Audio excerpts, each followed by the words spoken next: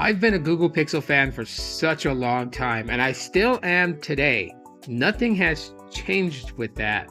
No pun intended, but the moment I got my hands on the Nothing Phone 1, and I was seriously impressed with what Nothing technology was doing.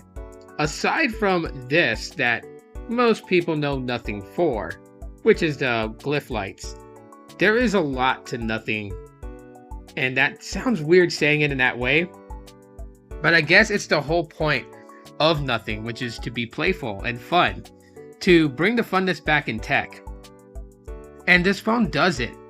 Now, this is their first generation phone, first release phone, and I had to get my hands on one because that's just the way that I am as a smartphone enthusiast and someone who does in fact collect smartphones. And I know that sounds weird, like why would you collect smartphones? They're not collectibles. But in my mind, they are. And I like having first gen products. And so this is no exception to that rule. But it is also a very fun device to use, and one that I do like to keep in my lineup of smartphones that I carry with me day to day. Nothing OS performs really good, and right now there's an acknowledgement of Nothing OS and the Pixel experience, or the Pixel launcher, or whatever you want to call it for Pixel. So nice article that was written by Android Authority, and I would tell you guys to go check it out and just get some insight on it. Nothing OS is a very playful yet easy, and its functionalities are just smooth. And it's one that I would say, you have to use it in order to understand what I'm talking about. Just saying it, in my opinion, is not enough for you guys to get a real, depth and idea of just how good the software is. With a large market, with iPhones and Pixels and Galaxies and all that, Nothing has a very tight uphill to climb in order to solidify themselves in this market as a top contender and competition for all the rest. And I think they've established that to a degree. I mean, there's still more to go. And I love the fact that the Nothing team keeps that focus in mind. They don't settle. And again, no pun intended there. They are pushing forward. They are trying to get the slice of the pie that they deserve. And they are stopping at nothing to get this. I don't know why. I just keep saying Nothing, but it just comes to my thought. If you guys don't know, I wing these things. There's no script.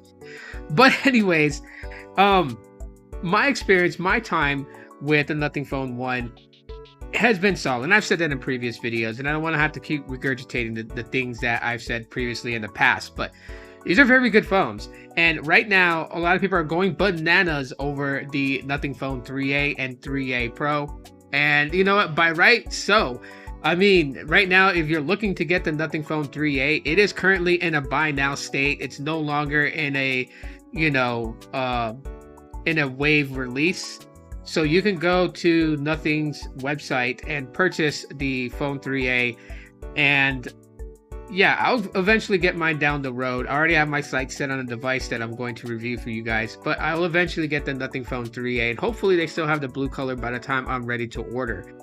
But aside from that, you can actually get one and try it out. Obviously, the Nothing Phone 3A is the latest in their phone lineup, but if you want to go for the Nothing Phone 1 as I did, it is still worth using in 2025. It is up on Android 15. I doubt it will get Android 16, but again, Nothing could surprise us and release, Nothing 4.0 to the public with Nothing Phone 1, and that would be a really awesome thing for them to do. Keeping longevity on the Nothing Phone 1, I think that is one of the things with a lot of manufacturers who step into the game kind of tend to do, is have this idea of like, okay, it's an older device, time to put it to rest, when really it doesn't need to rest just yet. The Nothing Phone 1 provides a lot of things that I want out of a smartphone, but it doesn't push it in my face where I'm going to be trapped in the matrix and consistently jumping from app to app to app. The resources that it has and the functionality of it is just, in my opinion, top notch. It is the reason that, I have become a Nothing enthusiast, somebody who really, really likes what Nothing is putting out. The Nothing Phone 1, even though it has a mid-range processor chip, doesn't feel like a mid-ranger at all this thing can really just kind of put up against my Pixel 7, which is a flagship device, or my Pixel 6, and it definitely hangs with my Pixel 8a, which is a budget flagship in my opinion. So I feel like this thing could do pretty good. Now, as far as the AI side of things, it's not heavily pushed on the Nothing Phone 1.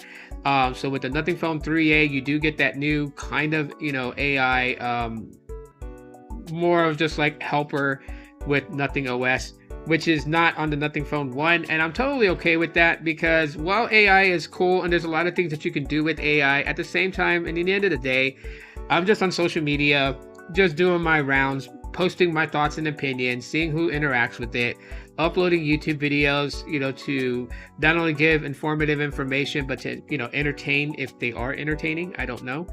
And that's really all that I do with my smartphone. So like bringing the funness back in, like something like this, Composer, that allows me to just kind of play around with the glyph lights and see what I can come up with, which, trust me, you don't want to hear these sounds because they are not all that great. I'm sure other people have really put some time and effort into composing something really beautiful, and mine's is just pretty much hot garbage. But you know what? It's fun to play around with, and that's the overall, I think, big theme that Nothing is doing here, is making smartphone tech fun, but also making it to where we're responsible and that we touch grass and that we're still immersed in a day-to-day life. So I can appreciate a company that looks out on both ends.